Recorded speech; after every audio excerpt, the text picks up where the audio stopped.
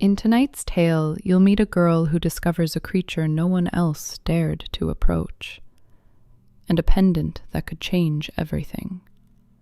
If stories of mystery and wonder captivate you, make sure to like this video, share it with friends who love a good tale, and subscribe so you never miss what's waiting inside the next story. The rare species sanctuary slept in silence. The glass domes that arched above the enclosures glowed faintly under the reflection of distant stars, their surfaces misted with dew. Beyond the floodlit paths and silent cameras, there were corners the staff rarely visited, places where the forgotten were hidden. It was in one of those corners that Liora found herself. She moved barefoot, her steps light, her breath steady. She wasn't supposed to be here. Not at this hour, not at all.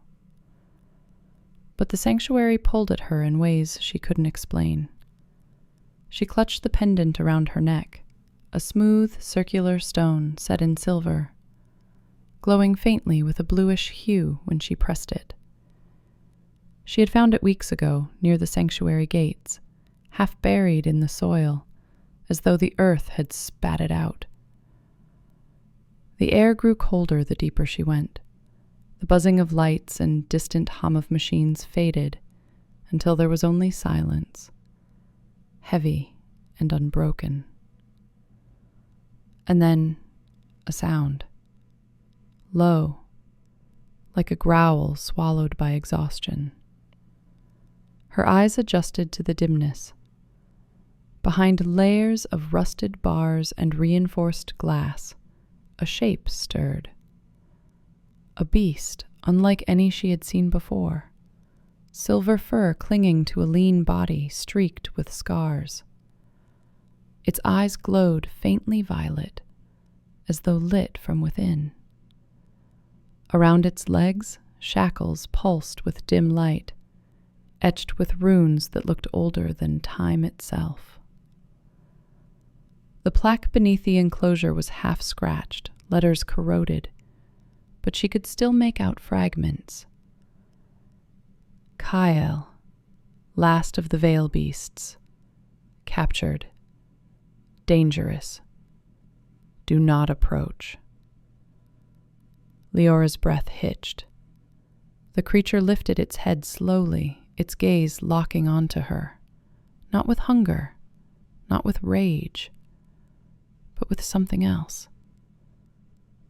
Recognition. The pendant at her chest grew warmer. The faint glow spilled across her fingers, brighter now, as if it had been waiting for this very moment. Kael did not move. His breathing was shallow, his body weak, yet his eyes never wavered. The runes on his shackles flickered. Once. Twice. Then stilled. Liora pressed a hand against the cold glass. "You're not supposed to be here," she whispered, though she wasn't sure if she meant herself or the creature. The beast tilted its head, a soft rumble escaping its chest, neither threat nor plea. The sound reverberated through her bones, humming in rhythm with the pendant. Liora could have turned back. She should have turned back. The sanctuary was no place for secrets, nor was it a place for trespassers, and yet her feet carried her closer. The reinforced glass hummed faintly as she pressed her palm against it.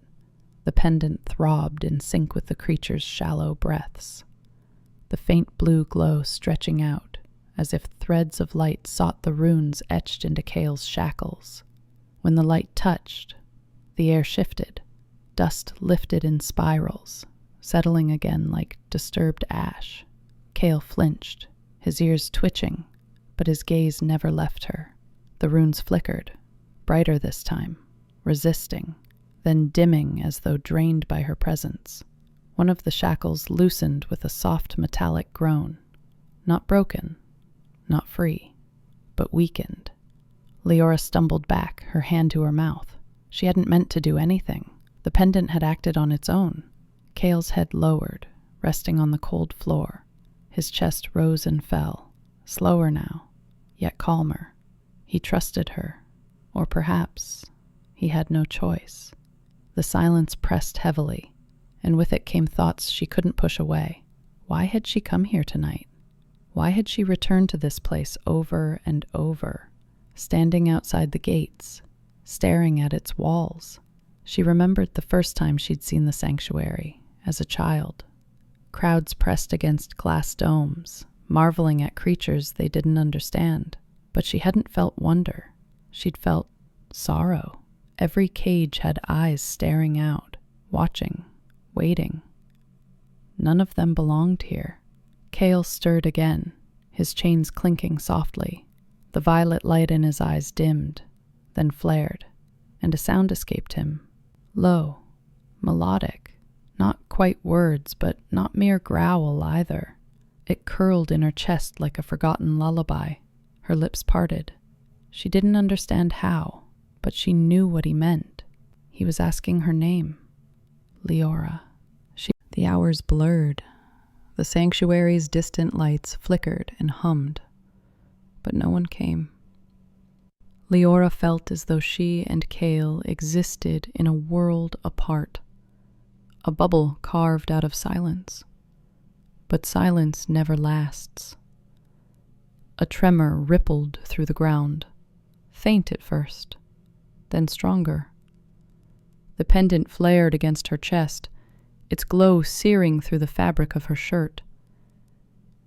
Kael's ears twitched, and a growl rolled low in his throat. Not at her, but at something unseen. The runes on his shackles flared back to life, pulsing violently as if the sanctuary itself had sensed the disturbance. Then, for the first time, Liora heard a voice. Not with her ears, but inside her mind. A whisper, low and ancient, woven with sorrow. The key returns. She stumbled back, clutching her head. Who said that? Kael's eyes burned brighter. The voice didn't come from outside. It came from him. You carry the stone. The last fragment of the veil images seared through her mind. Visions of vast forests burning, silver-furred creatures fleeing into shadows, men and machines binding them with glowing chains. And at the center, Kael, tall, proud, unbroken, before the shackles tore his strength away. Liora gasped, her knees weak. They destroyed you. Kael's gaze lowered. His chains rattled softly. Not destroyed. Bound. I was guardian. I am last. The pendant blazed. It pulsed in rhythm with her heartbeat, as though urging her toward a choice. If I free you, she whispered, what happens? Kael's eyes locked onto hers, and for the first time she saw not just